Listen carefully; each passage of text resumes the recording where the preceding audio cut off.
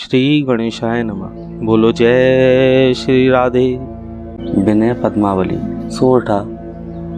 ग्राम महासर माहि रहूं अरु, हर नारायण नाम कहाऊं। वेद पुराण को ज्ञान नहीं, नहीं शास्त्र सुने सच बात बताऊं। सिंधु समान कथा हरि की, मैं मच्छर मूढ़ उलाघन चाऊं। को कमी कहू को तुक में, करी कृष्ण कृपा नौका तरी जाऊं। हरि अनुकंपा होत जब, गूंगा वेद सुनाए। पंगु चढ़े गिरिवर तुरत, अंधा राह बताए। अंधा राह बताए, मूढ़ श्रुति भाष्य बनावे। बहरा सब कुछ सुने, राग का भेद बतावे। हर नारायण कहे, कृपा हरि की यदि पाऊं। भाषा इसकी करूं, शीश कवियों को नाऊं। कृष्ण शिवा शिव शारदा, गणपति यमुना गंग। व्यास और सुखदेव मुनि, बंदो ईश भुजंग। गुरुपद पंकज सुमरी कर, ऋषि मुनि कवि सब ध्याए। कहन जहो श्री भागवत, भाषा माहि बनाए। बांके टेढ़े वाक्य रच, भाषा करबे मेल।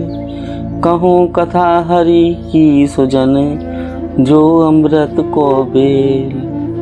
सज्जन बलि सुपान कर, आशा सुरस बताए।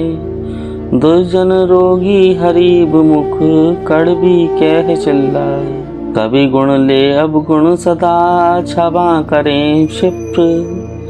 कहें चिरंजी लाल सुत, हर नारायण विप्र। बोलो श्रीमन नारायण नारायण नारायण। श्रीमद् भागवत पहला स्कंद 13वां अध्याय। परीक्षित का जन्म लेना और धृतराष्ट्र व गांधारी का परमेश्वर के भजन के लिए जंगल में जाना तथा मांडव्य ऋषि की कथा। सूत जी कहने लगे कि हे शौनकादिक ऋषिश्वरों, इस श्रीमद् भागवत पुराण के सुनने से बड़ा पुण्य होकर सब पापों का नाश हो जाता है। इसके जितना महात्म्य और किसी भी शास्त्र का नहीं है, इसलिए इसको ध्यान से सुनना चाहिए।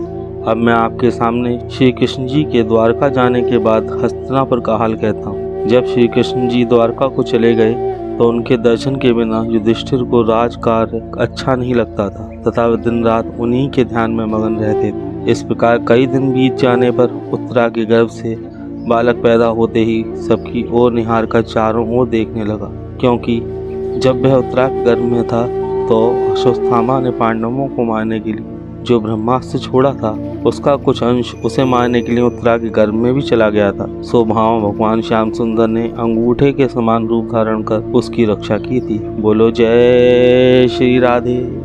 सो उसी रूप को देखने के लिए वह चारों ओर दृष्टि फेंक रहा था। जब यह समाचार राजा युधिष्ठिर के पास पहुंचा तो उन्होंने बड़ा हर्ष मनाया और तमाम ब्राह्मण और याचकों को बुला उन्हें मुंह मांगा दान देकर बहुत सा द्रव्य लुटाया। और इसके बाद बड़े बड़े ज्योतिष के धुरंधर विद्वानों को बुलाकर उनसे उस बालक के जन्म लगन का हाल पूछा।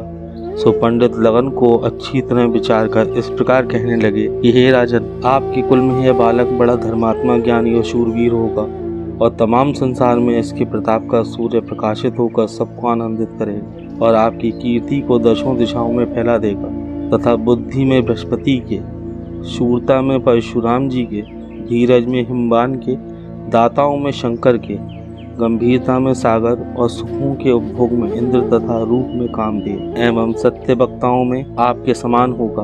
बोलो जय श्री राधे।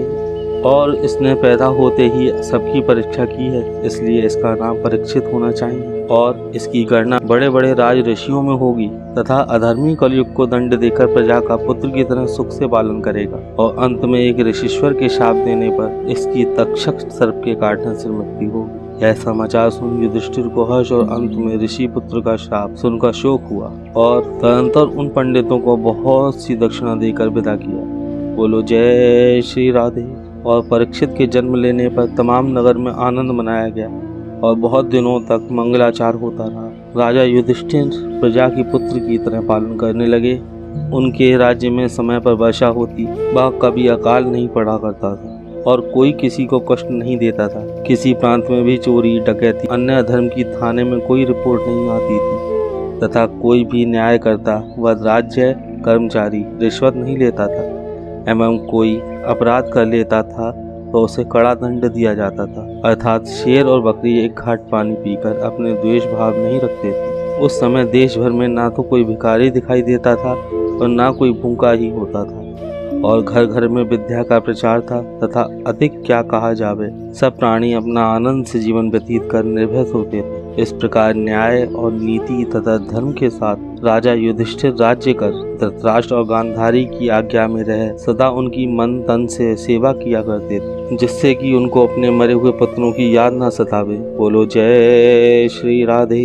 इतनी कथा सुनाकर सूत जी कहने लगे, ये ऋषिश्वरों, मैं कुछ हाल विदुर जी का आपके सामने कहता हूँ। जब विदुर जी 1 साल की तीर्थ यात्रा करके यमुना के तीर पर मैत्रेय ऋषि के स्थान पर आए तो उन्होंने वहां दुर्योधन आदि कौरवों का मारा जाना और युधिष्ठिर का गद्दी पर बैठना सुना तो वे यह सुनकर बड़े दुखित हुए और इससे अधिक वे यह सुनकर दुखी हुए कि धृतराष्ट्र और गांधारी सुख से युधिष्ठिर के यहाँ रहते हैं। वे सोचने लगे कि देखो, भगवान की लीला विचित्र है कि जिनके दुर्योधन आदि 101 पुत्र और अनेक पौत्र तथा सगे संबंधी युद्ध में मारे गए और जिनका राज्य जाता रहा, वे अब भी ईश्वर भजन न करके युधिष्ठिर के टुकड़ों पर धरना दिए पड़े हैं। बोलो जय श्री राधे।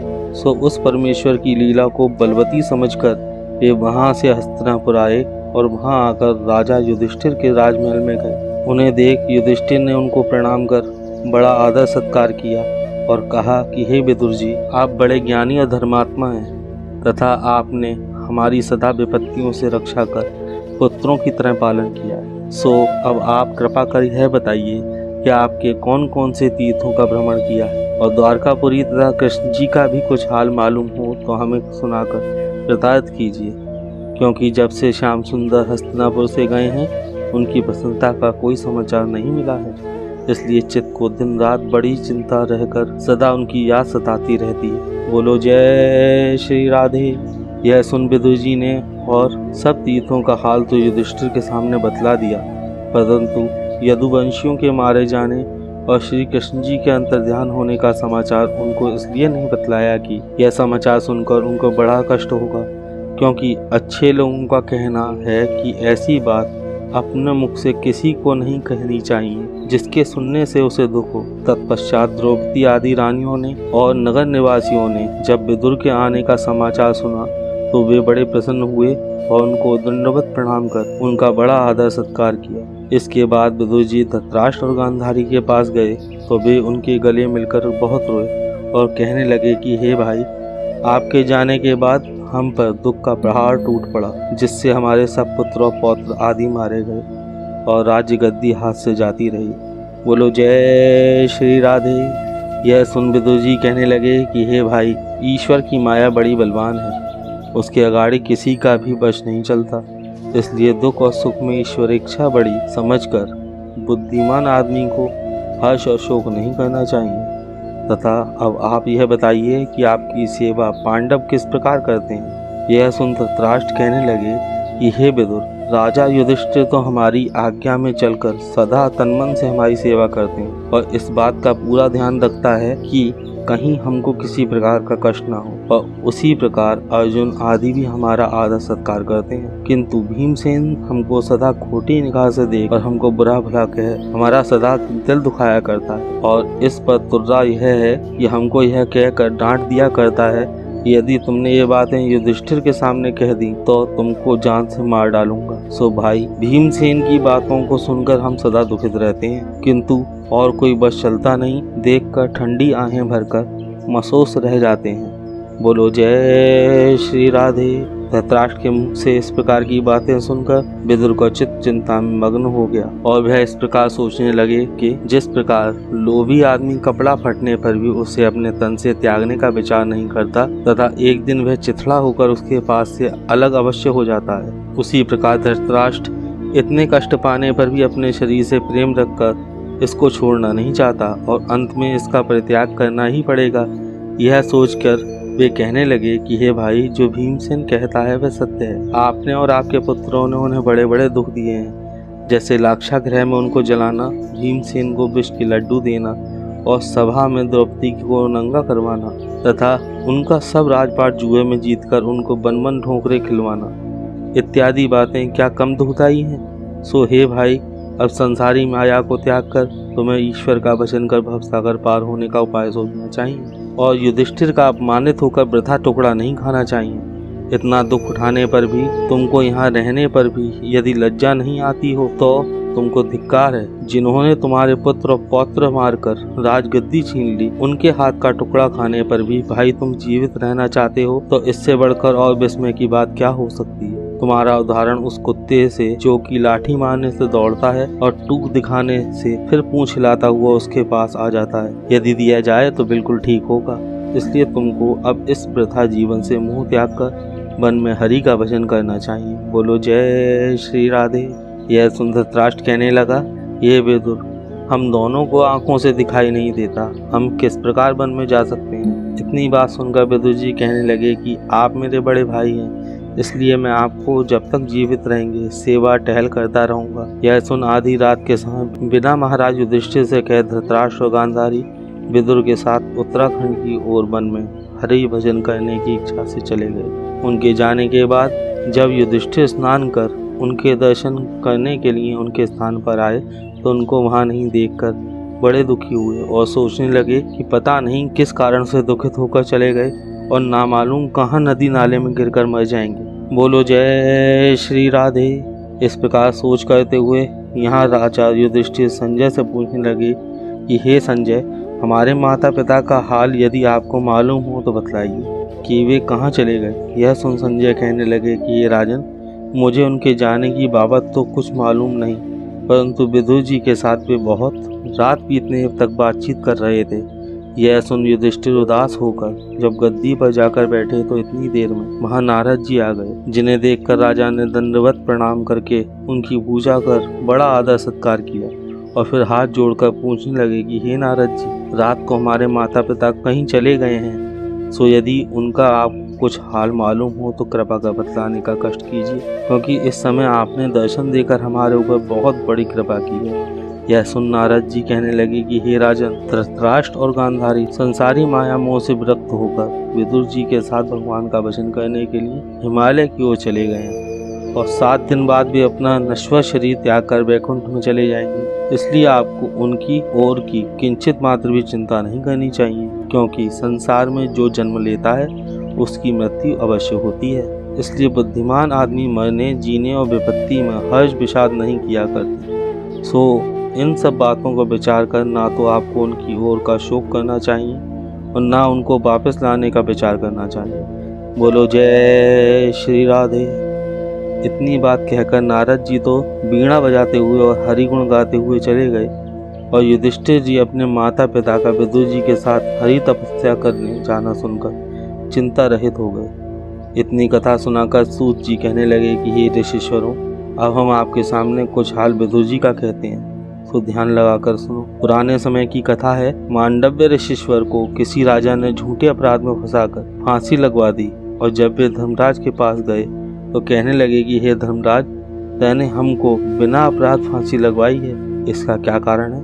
यह सुन धर्मराज कहने लगे कि हे ऋषिश्वर, आपने बचपन में एक टिड्डी को कांटे की नोक से मार डाला था, इसलिए आपको फांसी दिलवाई गई है। यह सुनकर ऋषि बड़े क्रोधित हुए और मांडव्य ऋषि कहने लगे कि हे धर्मराज, बचपन में मनुष्य को कोई ज्ञान नहीं होता और अज्ञान अवस्था में पाप करने से उसका दोष भी नहीं गिना जाता। सो आपने मुझे फांसी दिलवा कर वृथा कष्ट दिया है, इसलिए आपको मृत्यु लोक में दासी के गर्भ से शरीर धारण कर 100 वर्ष तक रहना पड़ेगा। सो मांडव्य ऋषिश्वर के श्राप से धर्मराज ने विदुर का अवतार धारण किया था, इसलिए तो वे परमेश्वर के भक्त और न्याय तथा नीति में निपुण थे। जिस समय धर्मराज ने विदुर का अवतार धारण कर रखा था, उस समय सूर्य भगवान धर्मराज की जगह उनका कामकाज किया करते थे। सूत जी ने कहा, जो कोई इस कथा को ध्यानपूर्वक सुनेगा उसको यमराज की यातना भोगनी नहीं पड़ेगी। बोलो जय श्री राधे। इति श्री सुखसागरे प्रथम स्कंदे त्रयोदशो अध्याय संपूर्ण। बोलो जय श्री हरि।